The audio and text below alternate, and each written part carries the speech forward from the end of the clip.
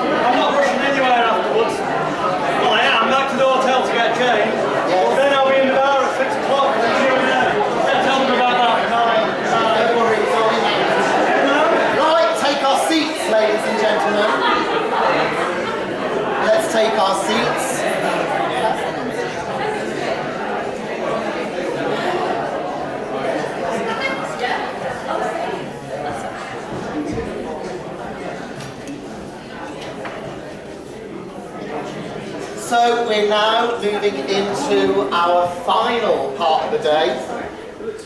You all right, Chris? All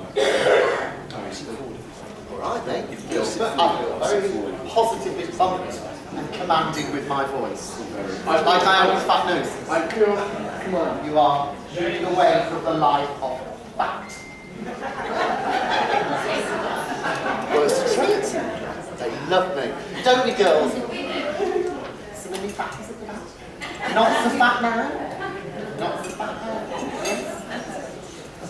It's away. So, ladies and gentlemen, we are moving into the final part of our day, and I'm sensing that it's being exceptionally, if my words right, well received, which is wonderful stuff. So we're moving to the final part, which is all about the placebo that the Royal talks about more and more. Yeah, he talks about the placebo a lot. We're going to go into that more, but we're also going to learn some more I'm going to call it mind trickery, to help you get your clients the results they deserve. Tell them on the telly. Round of applause! Thank you. That truly does make me feel loved, wanted, it truly does. Thank you. You are wonderful audience. Apparently celebrities these days, I'm not saying I am, but apparently it's the done thing to get selfies.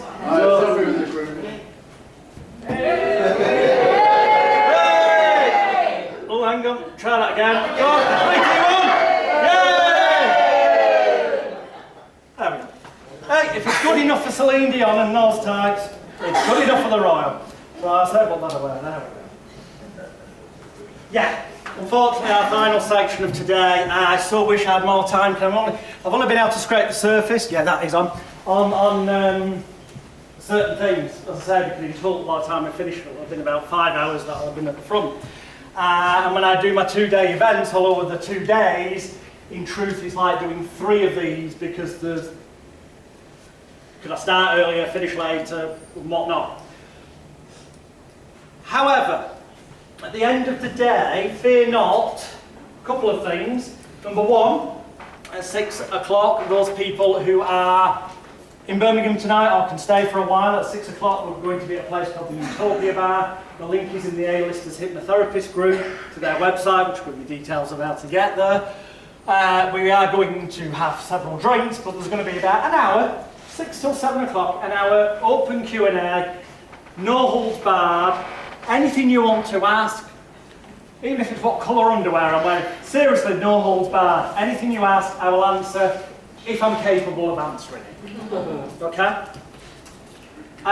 If you're not able to make that, or you don't get there till 7 o'clock just for the drinks, each of you got a black folder that nearly broke my back and Steve's back when he met me at the train station. That case weighed 56 kilos, the shoulder bag weighed flipping ridiculous. Within that, you've got a number of things. So I'm briefly going to tell you what they are, just so you know when you refer to them later. There is a thing called Life Changes, the Ultimate Self-Help and Development Package. It'll make sense when you look at it. The reason I've given you is not for the self-help audios that are on it, it's because on there is a 3-volume video training course in life coaching and also my home study hypnotherapy training manuals. So you don't need to buy them, that's in your folder, free. There's a 2-disc DVD-ROM set. You need to watch it on a computer because there are 21 hours of training on this that take things that I've spoken about for 2 minutes and show it working in the real world with real clients and take it to the next bloody level. Again, that's in your pack. Nothing further to pay. There's the seesaw inductions. Myself and Rob, I'll be talking a bit more about that shortly. That will teach you in depth variations on it and cover stage hypnosis to a degree for those that are interested in that, or even just learning the techniques for doing group therapy sessions, which we will talk a little bit about before the end of the day. There's the virtual gastric band, CD-ROM, which has got videos, audios. It's got my complete mind therapy script on it. It doesn't give you the rights to say you've got a diploma in complete mind therapy.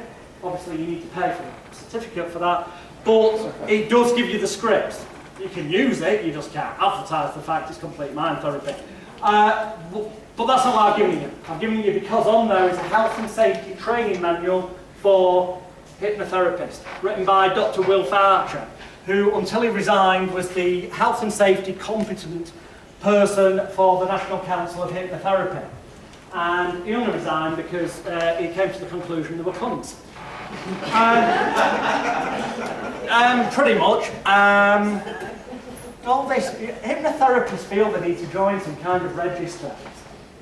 I see the word register, I think of Jimmy Savile. I do. Join an association, but if you're on a register, I advise you, cancel it. It's a negative suggestion. You don't want anything that's potentially a negative suggestion in some people's minds. You want it all positive, from your advertising through to the room, through to the way you walk, talk, the whole bloody thing. This one's perhaps most important for you. There's one with a cover like this, a DVD-ROM. That's the one I advise you to stick into your computer when you get home. Upon that, there's so much stuff I have to write myself notes.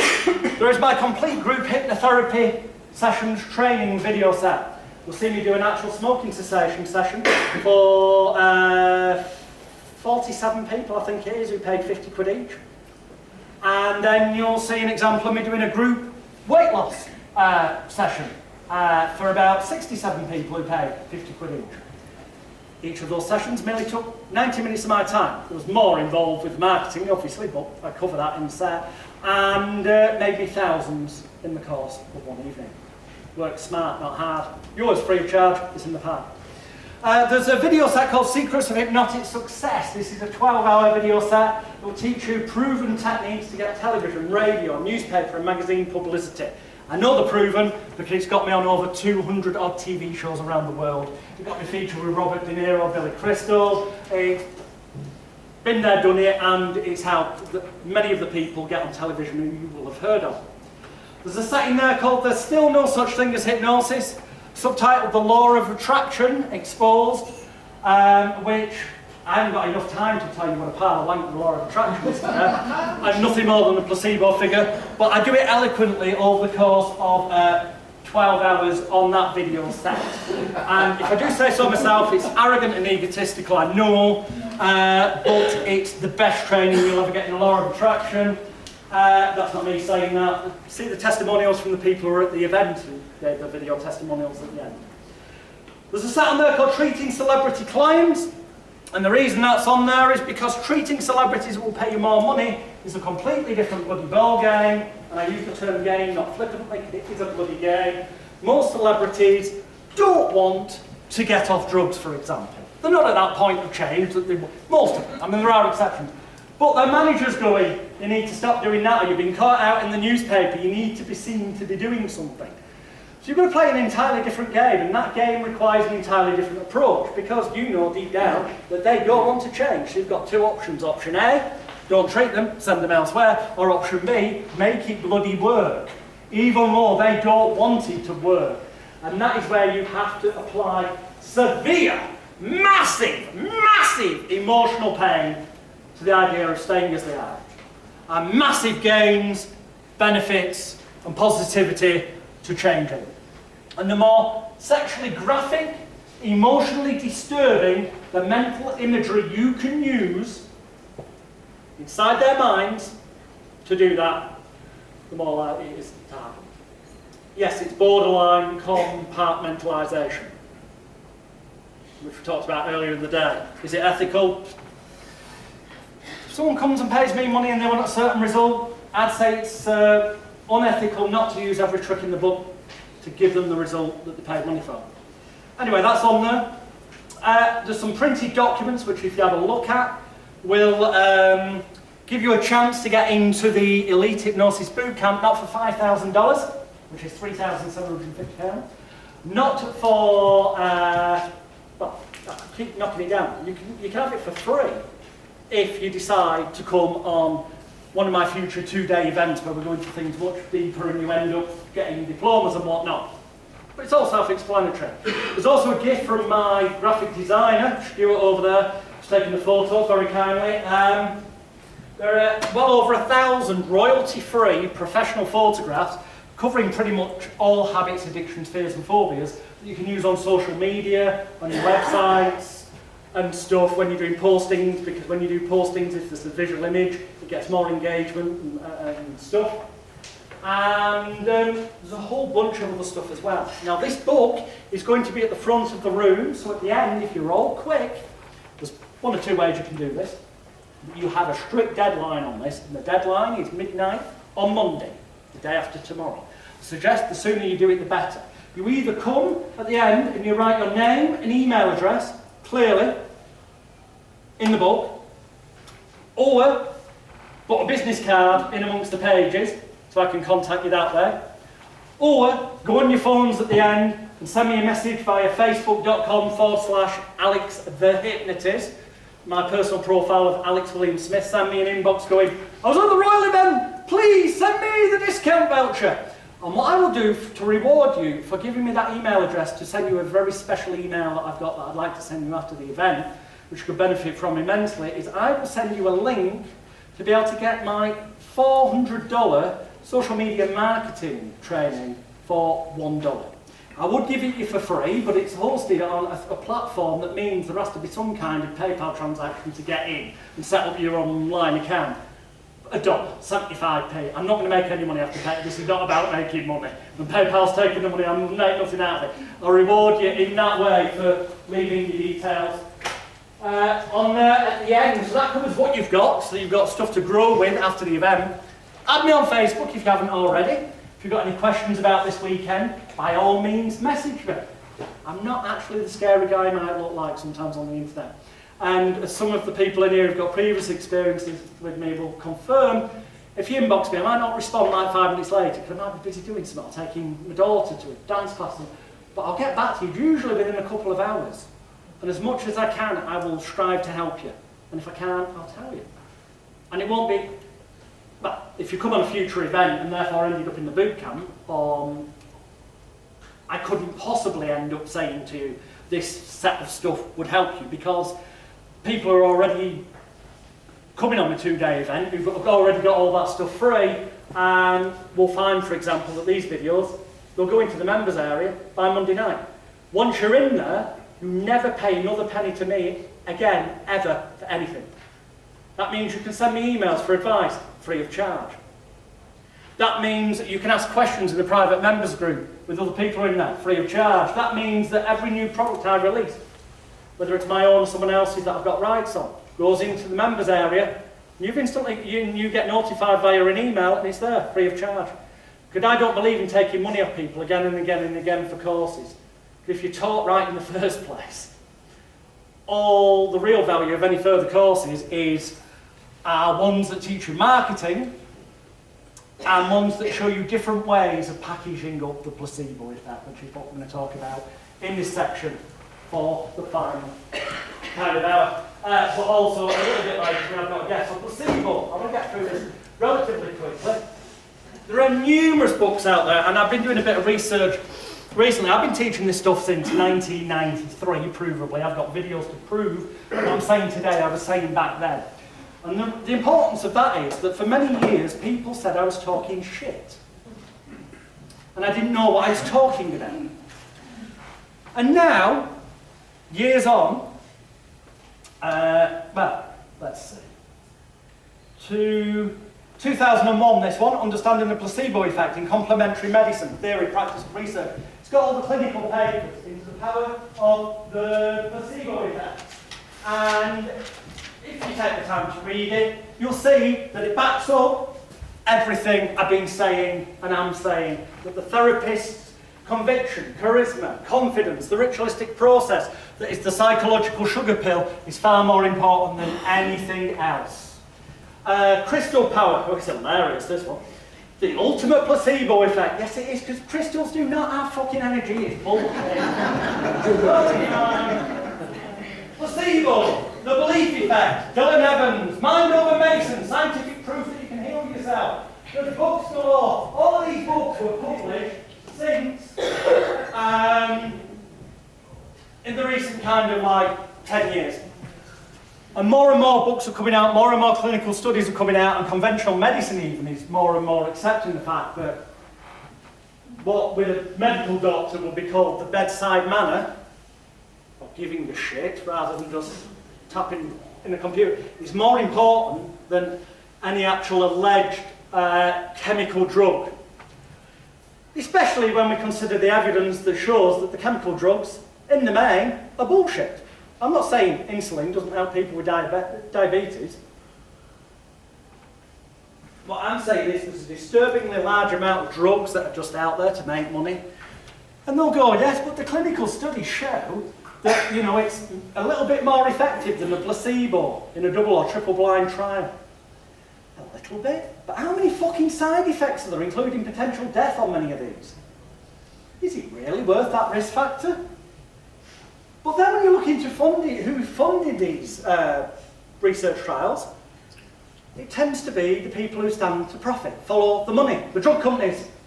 And one of the best books to get, I mean, if you look at those DVDs I mentioned earlier in the day about the Diagnostic and Statistical Manual, DSM stands for Diagnosis, Sources, Money, because that's what it's about, making money. If you look into them, that'll open your eyes. But the best book of the lot, really, as an overview, is The Emperor's New Drugs, Exploding the Antidepressant Myth by Irving Kirsch. Published in 2009. He's looked at all these clinical studies, he's found the truth, he explains how the results are fudged for the purpose of profit, and how in fact that the clinical studies that say that, you know, antidepressants work better than a placebo are bullshit. And read it. It takes too long for me to go into depth. Probably you read this, it will open your eyes to the power of the placebo effect. It will give you an entirely different slant on things. It also fully proves beyond any reasonable doubt that this idea of a chemical imbalance in the brain causing depression is bullshit. And that nobody really bloody knows what causes depression. We do, if you use common sense. Somebody feels bad about something. But all conventional medicine is about is prescribe them something, get them hooked on that. There's money in it. Read this book. I'm just going to toss this and someone's going to find it tonight. I don't know. I promise you it will open your eyes, that book. Probably one of the best books you'll ever read. He proves that antidepressants actually work less than the placebo because there are side effects to the chemical drug, physical side effects that people feel. And therefore this kicks in what they call the nocebo effect, which is the opposite of the placebo effect. Meaning that people go, oh, I'm getting side effects. Now on the one hand you might go, that means, oh, it's working, it's on the instruction sheet. But quite often it can have on the knock-on effect of them starting to think, this is wrong, it's not working. And the upshot is, placebo works as good, if not better, than so-called chemicals, without dangerous side effects. If you don't believe me and you want some winky-wanky clinical study to give you the confidence that what I'm saying is true, that's the book to read. At least Anadine were truthful about it with their painkillers. I think it's Anadine, you know, with the old adverts. Nothing works better than Anadine. and at least they were true, you know, telling the truth. Everything we do is a placebo, a suggestion. Placebo is suggestion. There is scientific evidence that when you trigger that internal self-healing, which is the opposite of the fight, flight, freeze thing we talked about, which also tie in with that, placebo itself is shown to be, generally speaking, as good as, sometimes better than, chemical drugs. But there's not just the placebo effect we can use as therapists. No, we can also use the Hawthorne effect. Studies have shown that if people know they're being watched, held accountable, and such like, they're more likely to get whatever desired result. Pretty much one of the key facets to Steve's Hypnosis. You're holding them accountable for a number of weeks. So the Hawthorne effect kicks in, but that's combined with the placebo effect. And then on top of that can be, if you bring it in, what is known as the totem effect. Referring like to the totem pole, or the witch doctor's magic wand that shakes with the skulls. It's something that's so bizarre and out there that pure logic and common sense tells you it's fucking bullshit.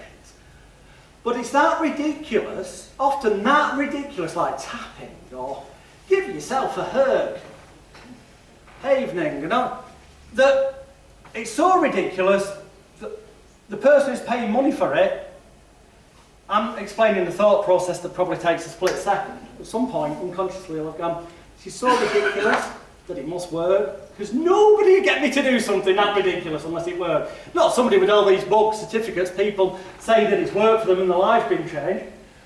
When you put all those together, the placebo effect, the Hawthorne effect, and the totem effect, suddenly, put them all together, and studies show that that's more effective than conventional drugs for the majority of things.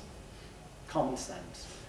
You must always ethically, legally and morally, and from a health and safety point of view, ensure that people continue to see their medical GP if they're with one, and encourage them to get genuine medical doctor's advice, not a psychiatrist. Psychiatrists are about prescribing drugs for money. You want someone who realises what bullshit it is, who will help them wean themselves off any drugs they may be on. Because otherwise it can have negative physical effects on them. Health and safety, ethics, despite my perception sometimes on the internet, the way I market myself is my key concern. For selfish reasons. I don't want to be sued. I want clients to go away happy. I want them to be safe. I want them to say great things about me. No. But also because it's illegal, you've got a legal duty of care to clients. Health and safety laws apply. They're just personal, good, moral, fucking being a human being ethics say that you should keep the client safe. So, you know, make sure they don't just suddenly stop seeing the doctor.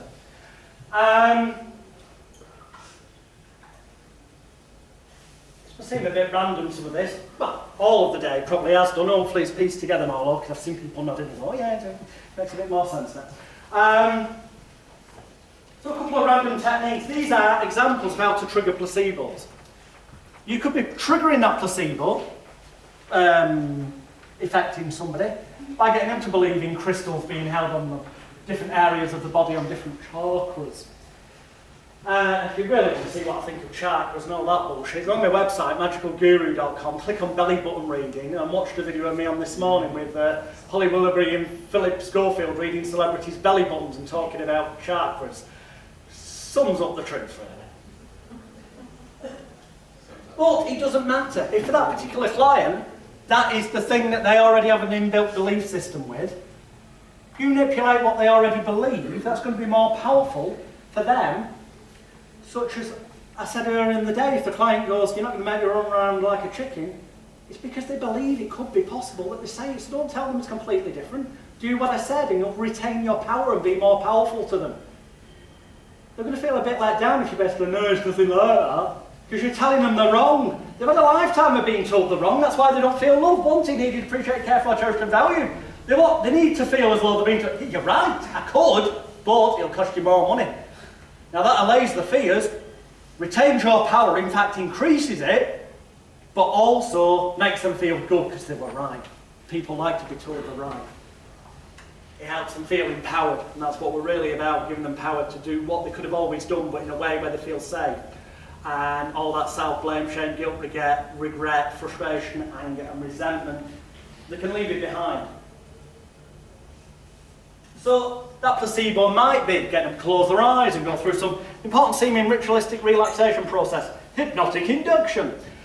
Now as I've said before, there's a great plus point to that because Jefferson style progressive relaxation induction, which is taught on, I've got time to waste doing it today I'm afraid, but it's taught on that particular DVD set and demonstrated, will trigger and set off the body's natural relaxation healing response and release genuine chemicals in the body that will create genuine organic change. If you read the book The Physiology of Belief by Dr. Bruce Lipton, it's called The Physiology of Belief, and it goes into how your thoughts can create genuine organic DNA changes in your body for healing, with evidence, if you want clinical studies to give you enough internal beliefs that you project that to your client, because what you project that then the client buys into.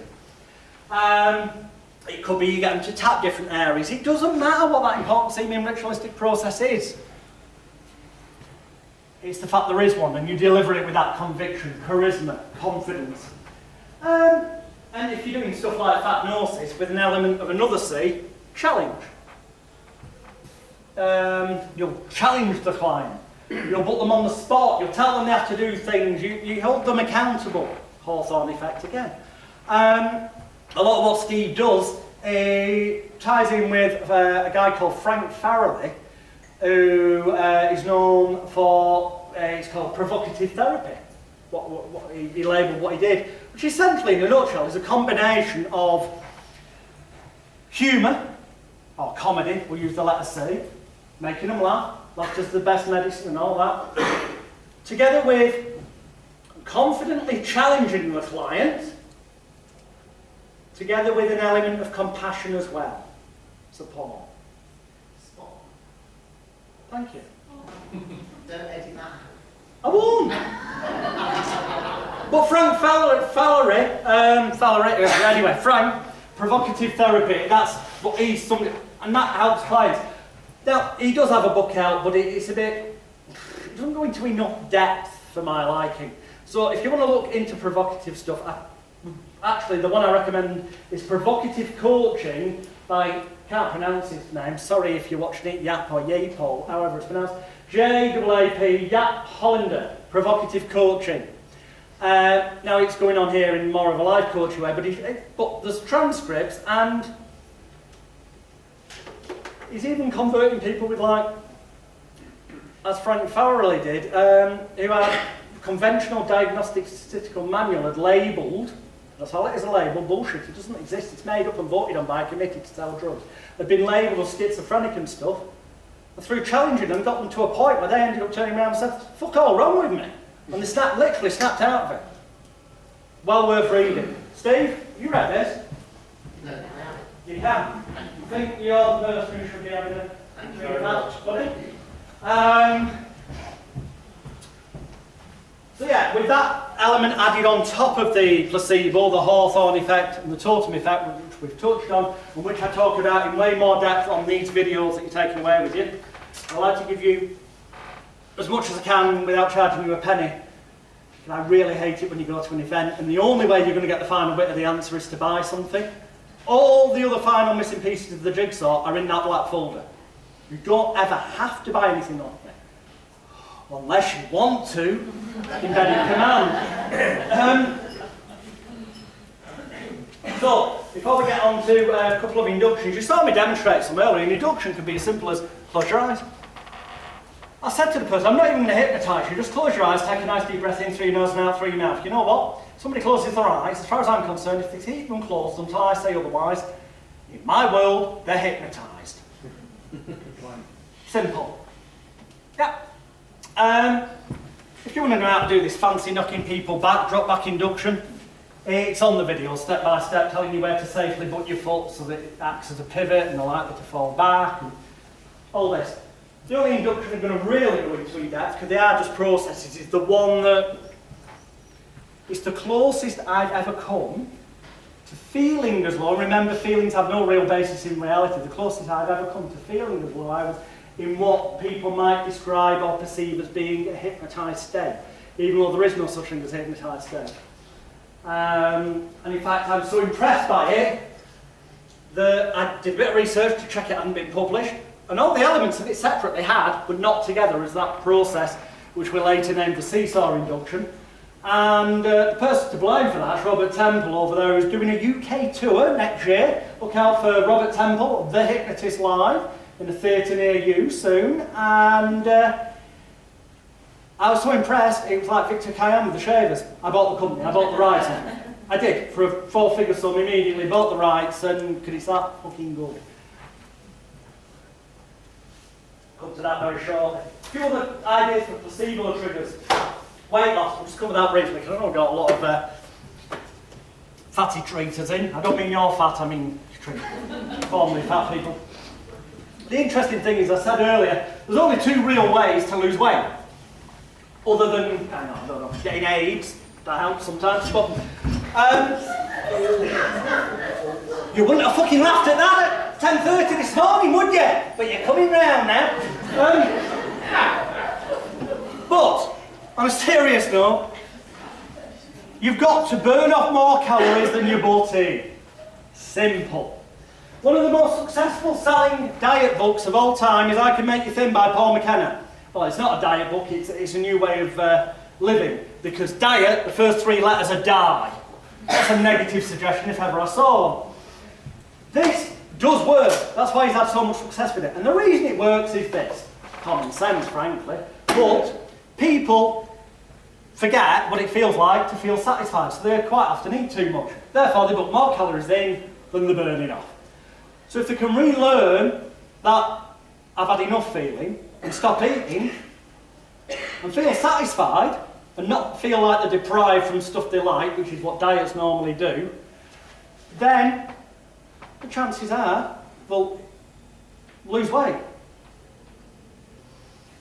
So there's a few, well, actually, just let me find a piece of paper. I'm sure it's stuck inside one of these books. Please tell me I've put it inside one of the books, it's not falling out. Ah, there we go. So, key things are, eat whenever you feel you're hungry. But they have to be retrained to genuinely know when they feel hungry. But just before they have something to eat, encourage them to have a glass of water instead. Unless they suffer from extreme water retention, that might not be the best time. But common sense has to be applied to all these things as well. When you're hungry, eat. But only when you've had a glass of water, because quite often people confuse being dehydrated with feeling hungry. Stage 1. When you're hungry, eat. Eat whatever the fuck you want. Don't care how sugary it is, don't care how fatty it is. This approach is eat what you want. But, as you eat it, knife and fork, cut a bit, put a bit in your mouth, put the knife and fork down, chew it at least 10 to 15 times before you swallow it. You tell them it's to savour the flavour. It's because during this time it's giving the body more chance to tell them I'm satisfied, rather than and then they've ate too much and they've got past it. Eat consciously and enjoy every mouthful. While chewing it, they'll get more flavour out of it. They won't need as much. When you think you're full, stop. And they don't have to deprive themselves of anything. Because if they feel hungry again in 3 hours' time, have something to eat. Even if it is a bag of crisps, pick it up, take one crisp, put it in your mouth, put the bag down physically on the table, chew it at least 15 times, pick the bag up again. Stop when you feel satisfied. It breaks the habit, it breaks the eating at an unconscious level, but because they can eat what they want, it's not painful. There's no deprivation. And this is one of the most successful weight loss systems of all time. Biggest selling, most provable social media worldwide as working. There's only one downside to it. Oh, it does work, and these things can all be implemented in the immensely effective Hypnosis approach. There's only one problem with it. Our good friend, Anal Muckpen, it's an anagram of Paul McKenna, by the way.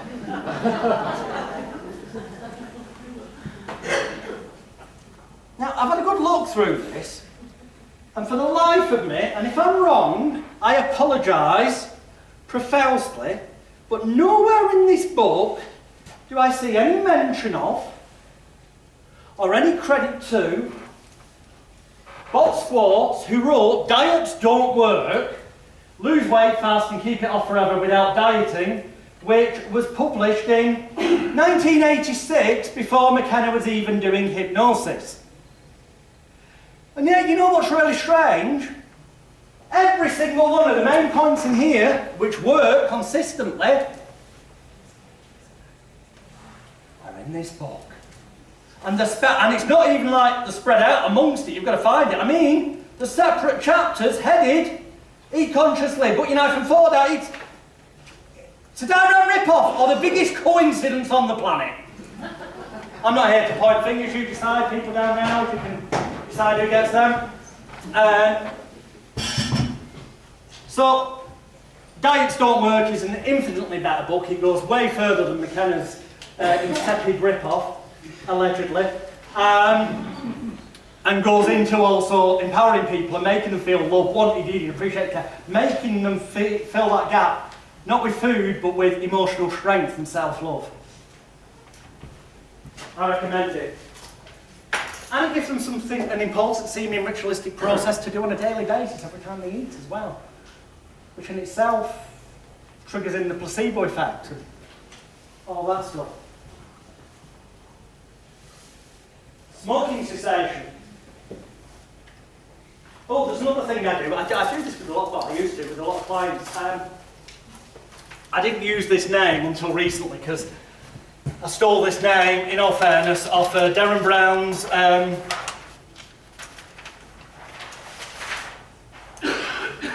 Faith and... Anyway, if you type in YouTube, Derren Brown, placebo effect, the programme will come up if you're in England. You might have to use an ISP proxy site if you're out of the country. But he did this programme about the placebo effect where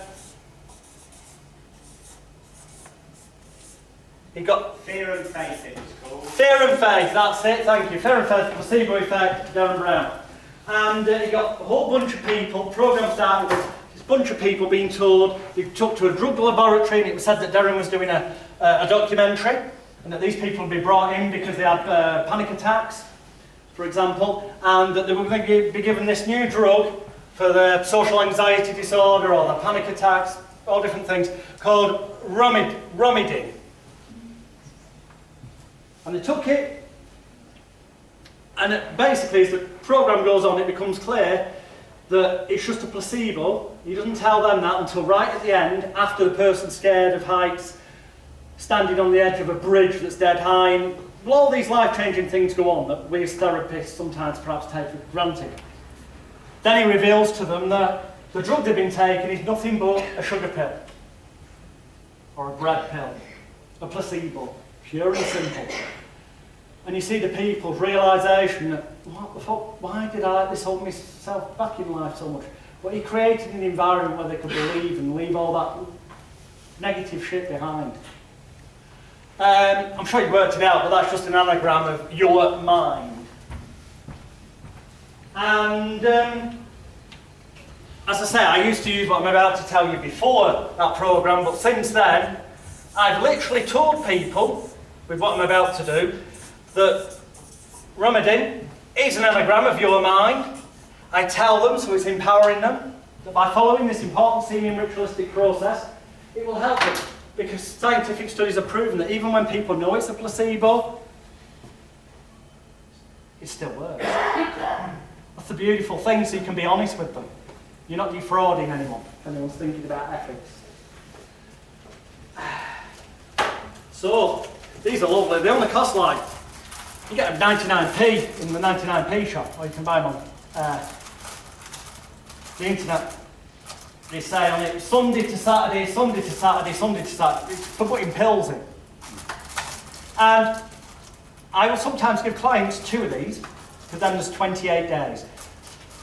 It's my belief, and it doesn't matter whether it's true or not, because none of its basis in reality, but it's the construct I use, that habits to fully form take at least 28 days, lunar cycle, and therefore take at least 28 days to become habit not to do, the reverse. So we need to give them an important seeming ritualistic process for at least 28 days, so they can buy into this and it triggers them. I am genuinely suggesting to you that giving them, and you can ask them, you say, look, it's not a drug, but you put a label on the back, a big label, and it says, rub it in, you just print it off, and you make it look a bit medical file, but in small print, well, this is just a placebo. So you're being totally honest. You say, would you prefer Tic Tacs, or would you prefer those mint? Pick a sweet of some description, let them choose. 1 in each box, and yes, even for weight loss clients, so 1 little frigging sweet will be a treat anyway. It doesn't matter if you're following what's sort of.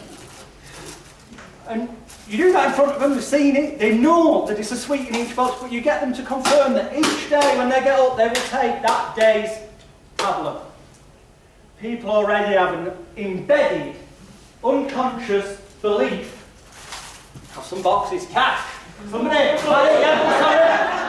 look down. Have an embedded belief that taking something at an unconscious level will trigger something. And if they believe that, then for them, that is reality. It can be a hugely powerful placebo, that.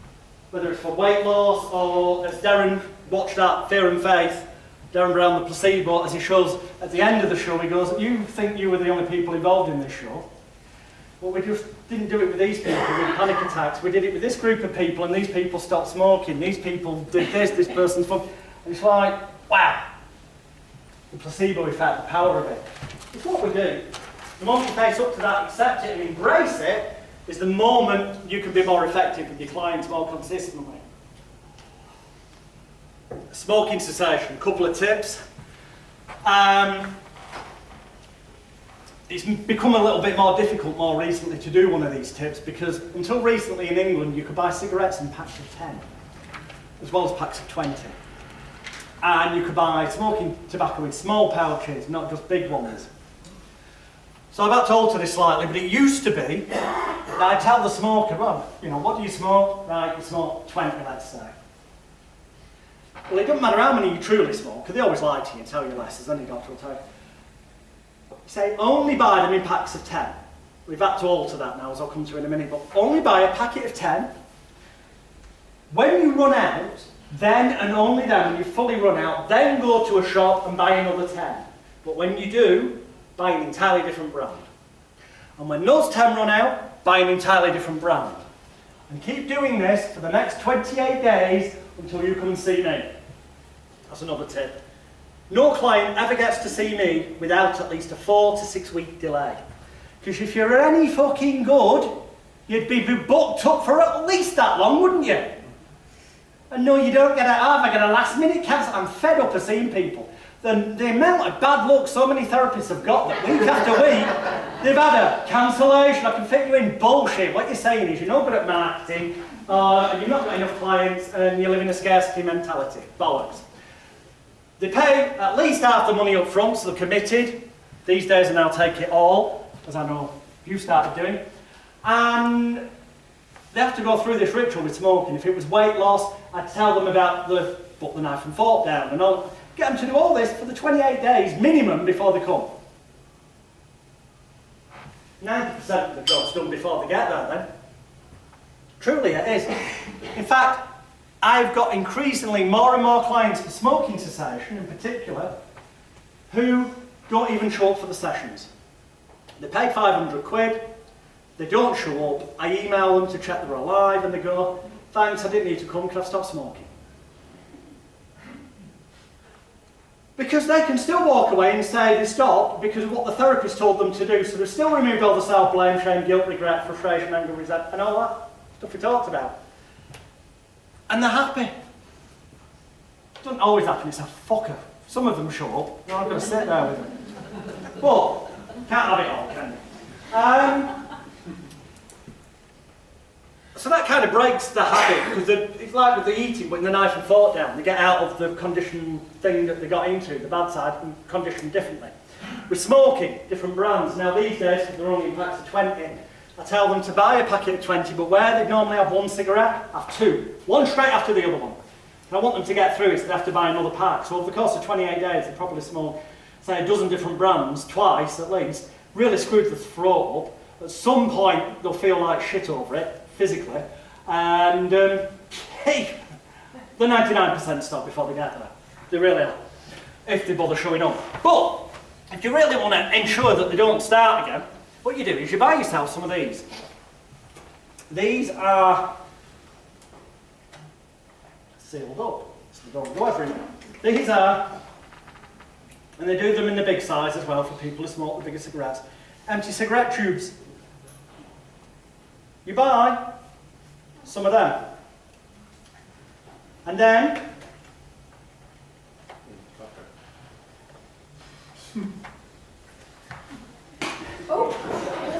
Where'd you get it? internet, just put on internet empty cigarette tubes, or type in make your own cigarettes, and you buy one of these that allows you to put in one of the tubes, and then you go to a pipe tobacconist and you buy 4 or 5 different brands of the strongest, most horrible pipe tobacco that they do. They'll be happy to advise you, you can spend money. And you take a bit of each of the 5, mix them together, use the machine as instructed, and it comes out looking like a real cigarette.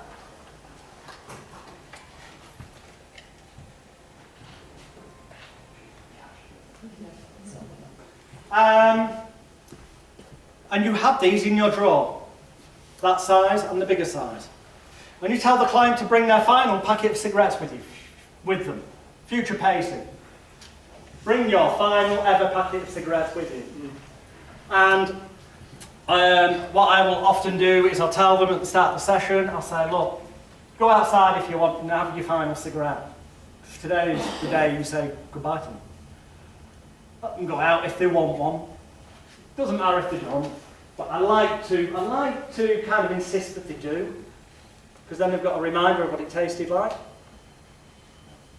Then during this ritualistic process of hypnotherapy when their eyes are closed, I will make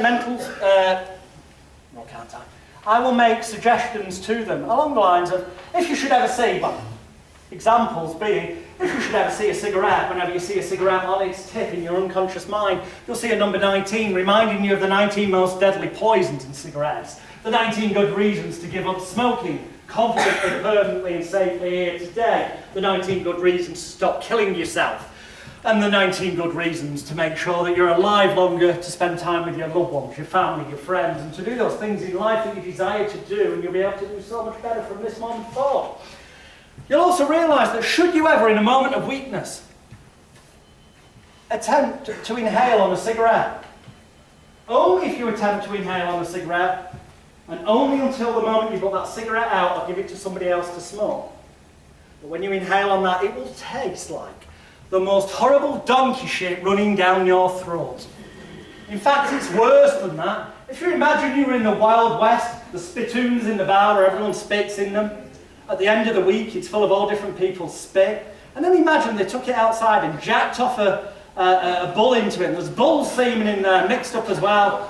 Were you ever to try and inhale on a cigarette in the future, it'd be like all that spittoon content, like all that, yes, the more graphic, how horrible the image, the more it'll get in there, the more likely it is to work. Aversion therapy works when it's done right, in the context of other stuff as well, placebo and all this, that, the other.